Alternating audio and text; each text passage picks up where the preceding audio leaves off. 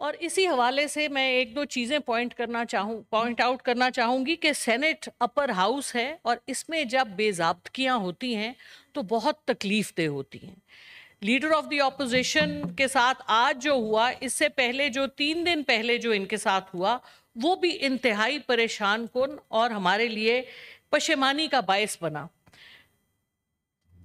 जी chairman साहब, हुआ ये कि आप नहीं मौजूद थे और डिप्टी चेयरमैन साहब भी मौजूद नहीं थे, तो जो प्रिजाइडिंग ऑफिसर हमारी बड़ी ऑनरेबल कॉलीग हैं, लेकिन शायद इस बात में उनसे कोताही हो गई कि leader of the opposition sir बात कर रहे थे। और ये हम भी जानते हैं, हम जैसे ना तजर्बाकार लोग भी जानते हैं कि जब लीडर ऑफ द ऑपोजिशन बात कर रहे होते हैं तो आप उनका माइक बंद नहीं कर सकते।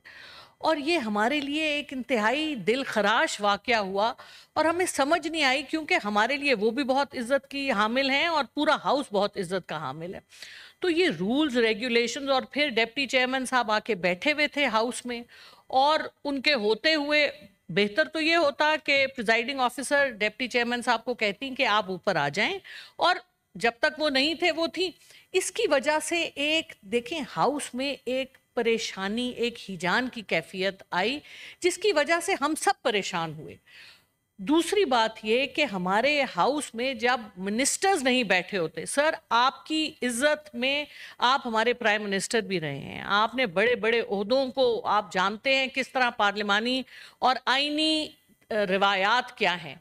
जब यहाँ पे हाउस में जब ना आपके मिनिस्टर्स मौजूद होते हैं सर, ना लीडर ऑफ द हाउस मौजूद होते हैं, आप मुझे एक दो मेरी बड़ी आजिजाना रिक्वेस्ट है सर कि जब हम बड़े बड़े ओहदे, एक नहीं दो नहीं तीन ओहदे, एक हमारे बहुत बाइज्जत, बहुत काबिल एहतराम किसी सेनेटर को दे देते हैं, तो फिर हम उनसे कैसे एक्सपेक्ट कर सकते हैं कि इतने बड़े बड़े ओहदों के साथ वो इंसाफ करें। सर आज 2 महीने पूरे हो गए, आज 10 जून है, और with in 2 months standing committees की जो तश्कील है वो हो जानी चाहिए।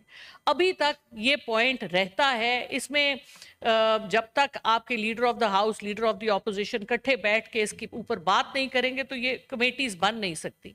तो पूरे हाउस के फाल होने में ये बहुत एम्बैरेसिंग और हमारे लिए शर्मिंदगी का बायस है।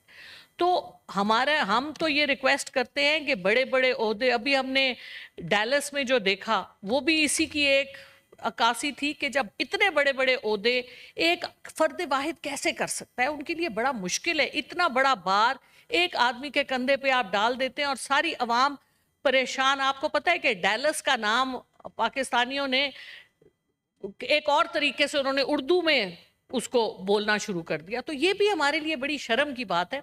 तो सर मेरी आपसे ये रिक्वेस्ट है कि एक तो इस बात को आप यकीनी बनाइए कि यहाँ पर जो मिनिस्टर्स जिनके हवाले से बात हो रही है वो यहाँ पे मौजूद हो सर, वरना हाउस की कोई तकद्दुस नहीं, कोई इज्जत नहीं, कोई भी मौजूद नहीं होता। लीडर ऑफ द हाउस भी सर मौजूद नहीं होते। तो ये बड़ी हमारे लिए तकलीफ दे बात है और इसके ऊपर मैं आपकी तवज्जो मबजूल कराना चाहती थी। बहुत शुक्रिया चेयरमैन साहब। Leader, parliamentary leader of PMLN, फिर नसीमा साहबा। मैं आप बहुत शुक्रिया, ये बहुत शुक्रिया जनाब चेयरमैन। मैं अपनी जमात की तरफ से बड़े अफसोस का इजहार करता हूँ, अगर ये वाक़या शिबली फराज साहब के घर पे अगर कोई इस तरह की कार्रवाई हुई है जिसकी तफसीलात इंशाअल्लाह तारड़ साहब ने यकीन दहानी कराई है, वो कल तक लेके आएंगे। इस तरह के जो भी हरबे होते हैं या तरीका हाय वारदात होते हैं वो किसी को कोई फ़ायदा नहीं देते। तो मैं उनके साथ भरपूर यकजहती का इजहार करते हुए आपसे गुजारिश करता हूं कि इस मामले को बेशक आप तहरीके इस्तेकाक की शक्ल में इस्तेकाक कमेटी को भेज दें जो थारोली इन्वेस्टिगेट करे। CDA का क्या मौक़िफ़ है, वो क्यों गए थे, क्या कोई तजावज़ात थे, नहीं थे, या उसका कोई तरीक़ाकार होता है, कोई नोटिस भेजा जाता है, कोई पहले से वार्निंग दी जाती है। अचानक जाके छापाजन होना और हरासा करना ये बिल्कुल ठीक नहीं है।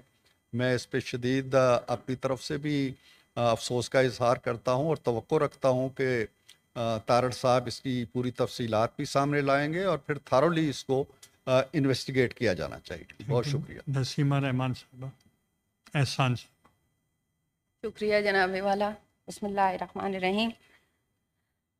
जनाब, मैं इस इक़दाम की भरपूर मज़म्मत करती हूँ कि आज हमारे लीडर अपोजिशन के घर पे जो बिल्डोज़र लेकर गए जनाब वाला, ये CDA बखुद नहीं लेकर गए, उनको हुक्म हुआ है तब जाके किया है उन्होंने। जनाब वाला, हम इस इक़दाम की भरपूर मज़म्मत करते हैं। इसके अलावा जनाब